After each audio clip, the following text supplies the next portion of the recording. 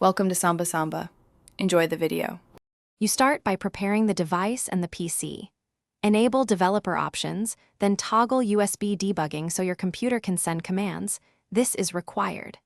Install ADB on your computer, open a terminal, and confirm the phone appears with a DB devices. Once done, make sure your screen lock is bypassed so commands won't be blocked.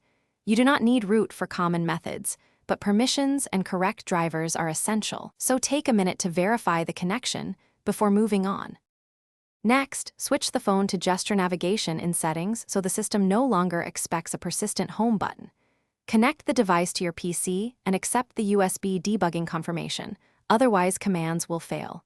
Then open a terminal and run the ADB command to set immersive navigation, which hides the on-screen navigation bar. Once the command runs, watch the screen. You should see the nav bar disappear and gestures become primary. If apps misbehave, you can temporarily toggle the system settings. Finally, confirm the home button is removed by testing gestures for back, home, and multitasking.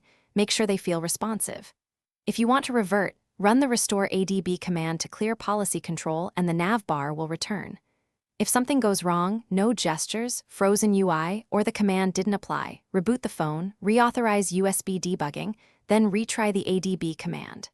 Remember, a reboot often resolves transient issues, so try that before deeper troubleshooting. Thanks for watching. Consider subscribing if we helped you.